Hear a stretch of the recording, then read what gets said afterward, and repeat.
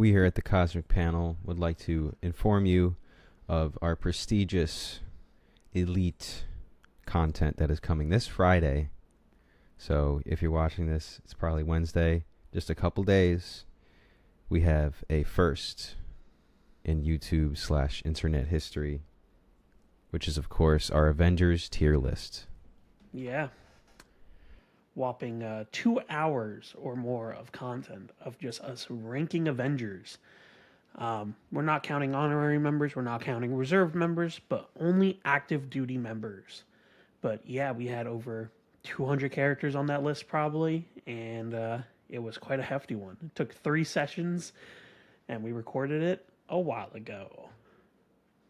Quite some time ago, but we're very happy to bring it to you now. So yeah, get excited, and let's get into this episode, though. Welcome to this week's weekly polls. We have new polls for September 27th. That's not a bit. A lot of books to read this week, that's for sure. But me, myself, I got a little mix of DC and Marvel, and Lucas, of course, has a mix of indie, DC, and Marvel. Yes, of so course. let's jump into it. Lucas, what is your first pick? My first pick is Ultimate Invasion number 4. This is the finale of the 4-issue mini-series that Jonathan Hickman has been writing. I haven't been a huge fan of it, but I am interested to see what is going to happen with this story and how it's going to lead into Jonathan Hickman writing now Ultimate Spider-Man, because that's been confirmed now that he will be writing the Ultimate Spider-Man book, and I really do wonder how much of this Ultimate Universe is going to carry over, because as we saw in the beginning of the series, he stopped Peter from being Spider-Man. So as of right now, there is no Spider-Man. All they have is like these weird clones, and we have a version of Kang that's kind of a mix between Iron Man and Kang. So I'm very interested to see what happens. It seems like we're choosing between the lesser two evils, either the Maker or Kang. But yeah, I'm excited to see at least how this ends. Yeah, so this once this ends, we'll have a one-shot, so a special, kicking off the new titles, and we're going to get a few Ultimate Universe titles. Probably, I guess we're going to see them in December. So, very interesting. Yeah, just like I'm in the same boat as Lucas, I just want to see how he wraps it up and makes people care about the Ultimate Universe, or this alternate Ultimate Universe at this point. It's not quite the original, which I think has led to some lack of interest for me. But curious to see how he wraps it all up. Yeah, what's next for you? My first pick for this week is going to be Blade number 3. Blade so far has been a lot of fun. This is sort of like classic action with Blade feeling very old school, but at the same time showing his years of experience, I would say. The art is very strong. And yeah, this just feels like a great classic horror book with lots of kind of crime-solving twists and turns. Excited to see this storyline continue. Yeah, this cover is sick. Also, I do really enjoy how kinetic each of these covers have been. But yeah, no, it'll be interesting now to see how we're gonna dive into Blade's history with his ex-girlfriend, and also just this whole situation with the Adana. So I'm excited to see what's gonna happen. Yeah. What is next up for you? Next up for me is Ribbon Queen number 3. I really enjoyed 1 and 2. I was surprised. I'm not usually a huge Garth Ennis person. Not usually a huge fan of his. Especially after reading The Boys, I really didn't like his work. And that, probably one of the worst comics I've ever read, to be honest. But this was really good. This was surprisingly good. We have this supernatural murder mystery that features a unique take on body horror, I want to say, while also still feeling relevant and prevalent to our current times. So basically, the story is about this woman who comes back from the dead after she kills herself, and basically he's going after the corrupt cops that abused her after quote unquote rescuing her. And it has this unique supernatural take where like the human body unravels whenever she's trying to go after one of the cops. And so yeah, it's just really interesting, very interesting murder mystery. Cool. Yeah, sounds very interesting and quite original as well. What's next for you? Next up for me is going to be Marvel Unleashed #2. I really enjoyed the first issue of this. I think this is a great, fun book, and the art is very strong. Yeah. Lockjaw has been taken prisoner by Craven and AIM, and basically was delivered to Blackheart. So the character inclusions in this book are very interesting, and yeah, this is a fun but surprisingly compelling book. D-Dog is great, brand new character D-Dog. Yeah. With a great origin that is simply she found D-Man's mask in a dump. She is not D-Man's dog. She's not at all related or affiliated to him. And yeah, that was enough to compel her to be a hero. And yes, the D stands for dog. So dog. Yeah. Very fun. Yeah. So this has been a blast so far, and yeah, issue 2, let's go. Yeah, and all the characters have been very personable. Like Red Wing was very fun. Red Wing was very fun. How like snooty and uptight he was. But yeah, no, all these characters have been great. That's been a consistent thing of his throughout the Pet Avengers books. Is just Red Wing just being like an uptight, jerk to the other pets, and it's really funny because Hairball always gives him shit for it, and everyone always gives him shit for it. But yeah, everyone is everyone's characterized very well, I would say. Yeah. Anyway, next up for me, we have What's the Furthest Place from Here, number 14, almost a year after the last issue, which is crazy to say. Or I guess not a year. No, wait, sorry, half a year. The issue dropped in May 24th this year. So it's been a while. It's been a minute. But yeah, no, we're finally getting a continuation to the story. We're finally seeing some of the tribe come back together after so long. And last issue was phenomenal, genuinely. Alabama and Lafayette had to deal with basically being trapped in this jail every day, beaten if they ever escaped, and it resulted in one of them dying at the end. But now we're going to be cutting back to Sid, who basically now has a kid, and now is going to be going to the city where all the adults go. The story is definitely hitting the final arc, I want to say, but it's been a lot of build up. It's been very interesting. I'm really excited to see how it ends. This isn't the last issue, but I'm just saying, like, the last leg of it. Yeah. Interesting. I didn't realize it's been so long. That's pretty crazy. Yeah, it's been a minute. All right. Next up for me is going to be Realm of X #2. Just today, I found out from Lukas that there is a shit ton more X-Men Green story installments, and I already loved Curse just from the first arc of X-Men Green that I read in the X-Men Unlimited book. But now I have a list to get me caught up to where we are today with Curse. But yeah, Realm of X issue 1, I really enjoyed. I think this is a bit of a standout in the Fall of X slew of titles because it is dealing with its own stuff. It's not directly dealing with, solving the Orcus problem on Earth. This motley crew of mutants has been thrown into Vanaheim, and they have a prophecy that apparently they are a part of, and they have to attempt to fulfill that prophecy to save Vanaheim. But Curse is in peril as a result. So Yeah. First issue was very fun, and I'm excited to see this progress. Yeah, I loved seeing more of an explanation of her power and how it kind of supersedes magic, which is kind of nuts. Like when you think about that, the fact that her mutant ability just not nullifies, but basically can just automatically defeat magic is wild. But yeah, we're also getting kind of a continuation to Excalibur with this story because we're finally seeing. I always forget her name, but basically the one that was in charge of the group, the Cat and Britain Corps, um, Saturn, basically trying to manipulate Curse. So it'll be very interesting to see what happens. Sorry, that was her name, Saturnine. Yeah. Yeah, Curse is interesting, and also I think it's good that Curse doesn't have exact control over her powers either. Yeah. It's sort of a gamble, which makes it just that much more chaotic and interesting, that it's not like a exact science.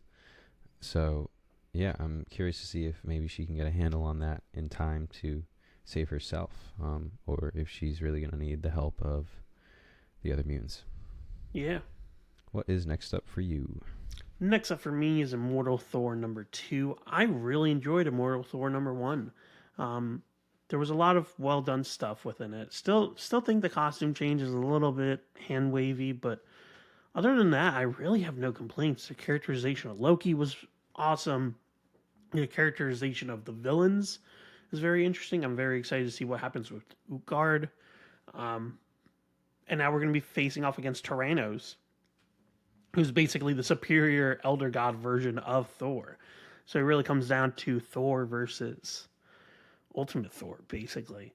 And I'm very, very excited to see how is this even going to end? Because really, this is the first arc, and we know that Thor has the Odin Force now. He's all powerful, but we do know that these gods are confirmed to be stronger than the normal gods. So this is another level in comparison. So I guess we'll see, and hopefully he keeps New York safe. I'm definitely excited to continue reading this series, but issue 1 failed to captivate me and kind of sell me on the whole concept of the book. So I'm hoping that this issue can do so. Just right now, to me, it feels just sort of like a fight book, like, oh, this guy versus that guy.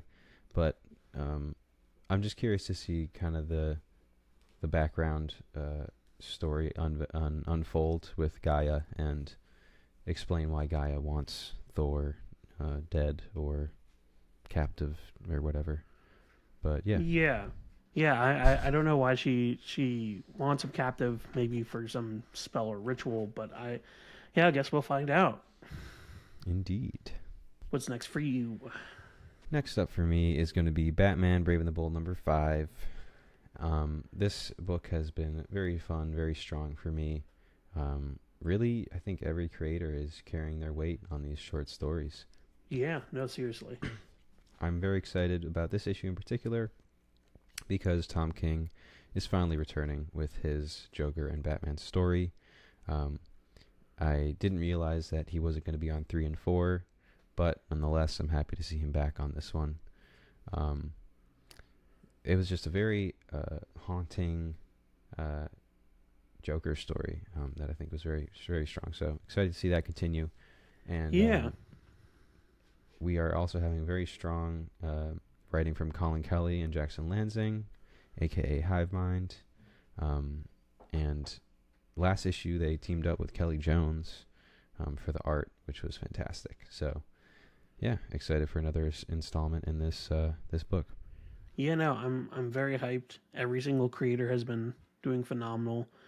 We're having more stories now. We're having a Rob Williams and Stefano Landini story, Ed Brinson and George Fornes.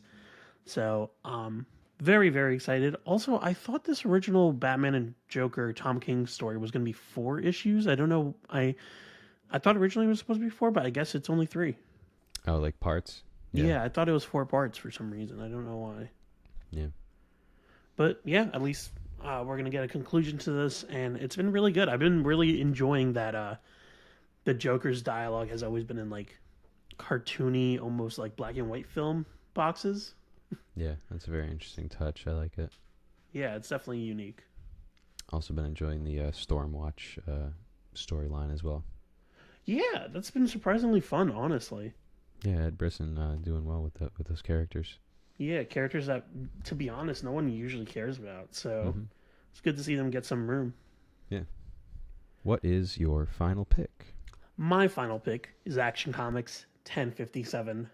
I am so excited to see what Philip Kennedy Johnson's going to be doing with the Super Family.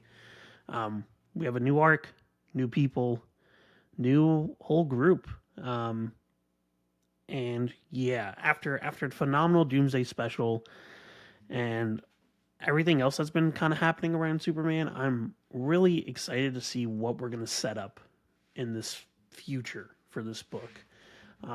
We have the terrorist leader North Stone. We have Doomsday in Hell, basically trying to fight his way out. We have so many of the super characters basically dealing with their own problems. There's so much story that we could do, and I trust Philip Kennedy Johnson to kill it, to knock it out of the park.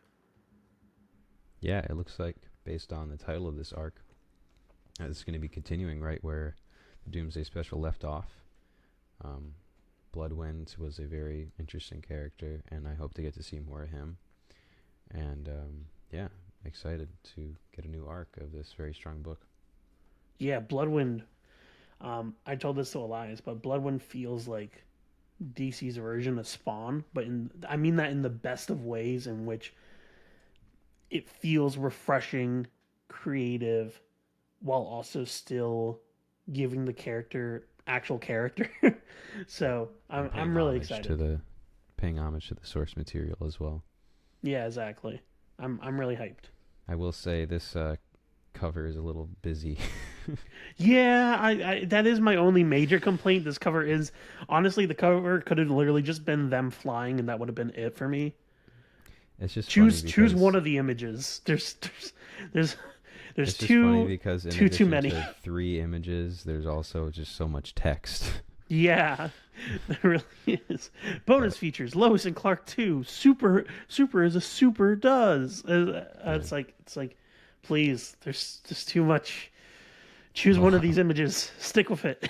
This is like if Batman Brave and the Bold advertised every single story that's gonna have inside. Yeah, basically. Yeah. So like, I think even having the story to Superman, like the cover of just Superman sitting on the steel beam, would have been like a fine way to show people like, hey, jump into this arc. Yeah, true. But yeah, no, I definitely agree. This cover is definitely way too busy. Anyway, what's your final pick? All right, so my final pick for this week is actually The Penguin #2. I was not expecting to like this book so much, but it's Tom King, so what can I say? He knows how to write good dialogue, and he knows how to make you care about characters that you wouldn't usually. But yeah, really interesting to see a look into Penguin's psyche. I like how each character had their own thought boxes, and you just kind of got their internal monologue the whole time, but we didn't get Penguin's internal monologue. Yeah. Is that what you were gonna say? Yeah, no, that was literally what I was gonna say. I love that we didn't get Cobblepot's at all. His behavior was just so fascinating, and really like forces you to observe and be very critical of every movement or action of his. But yeah, very strong start off, and this is going to be a very interesting series, especially because Tom gave us the end of the story to keep us interested and captivated, and I don't think there's anything wrong with that. I think that is a tried and true method to keep an audience invested in your book. I have a gut feeling that that the rule of thumb thing is going to come back to save them. I don't know if we're going to see a flash forward every issue, but I think that would be really interesting if we get a progression of that story while we're building up to that. But I have a gut feeling that he's going to use the umbrella and he's going to shave it down or something to hit a very pinpoint. I don't know, but it's possible. Yeah. Cobblepot was very fun. I don't think I've ever seen him this terrifying. He was genuinely I loved how everyone reacted to him. Please don't kill me. Please don't kill me. Please don't kill. like everyone's just terrified of him, and it's like, oh, like yeah, this is a character I should be terrified of too, because technically he's killed so many people. He's basically a mass murderer. He has fought Batman. He's outwitted Batman multiple times. He's able to keep up with lunatics basically, and he is so brutal, so psychotic that no means are basically off the table whenever he's in danger. Like they literally said like I don't like Waller was like I don't like his teeth. Being like people are afraid to go in the fucking room because he might bite at them. Like goddamn. Yeah. But yeah, I also love the references to Killing Time, which this new issue, is going to be featuring the Help, who was a really cool character from Killing Time that is genuinely probably one of the best hand-to-hand fighters in the DC universe. From what we saw, he is insane, and literally the only reason why he loses is because he just doesn't care anymore. At the end of that story, he's just like, whatever. I have other shit to do now. So once he's hired, though, the rule of him is that once he's hired, you can't call off the job. He will do the job, and he will even kill the person that called him on the job if they try to call it off. So it's fucked. Like the help is a very, very fun character. Word. Very nice. He's basically just Agent 47. That's like the best way to describe him. He's just Agent 47. Yeah, gotcha. But yeah, very excited for this series to continue. Another strong Tom King book. Who would have guessed? Well, as always, thank you guys for joining us on this week's Weekly Pulls. Be sure to comment below what you guys are reading this week, what you guys are excited to pick up. Don't forget to like, subscribe, support your local comic shop, and read comics. And watch our video on Friday. Bye-bye.